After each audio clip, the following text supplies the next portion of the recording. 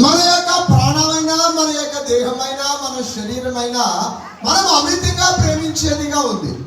ప్రభువారు కూడా తన యొక్క ప్రాణమును 33.5 సంవత్సరాలు ఈ భూలోకములో నడయాడి కష్టములు, నష్టములు, ఎన్నో సమస్యలు, వేదనలు, బాధలు అనుభవించి మరి కలువరి సిలువలో కూడా ప్రభు ఏమైపోయాడంటే యాగమైపోయాడు. దీని వెనకాల ఆంతర్యం ఏమిటంటే ప్రభువు మిమ్మును, నన్ను, ఈ లోకమును ఎంతో ప్రేమించాడు. దేవునికి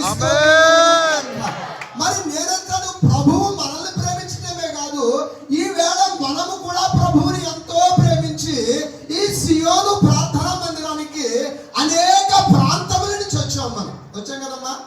కొంతమంది దేవుని యొక్క బిడ్డలు కోరుకొండ నుంచి నడిచి వచ్చారు. మీ ప్రయాస ప్రభువునందు వ్యర్థంగా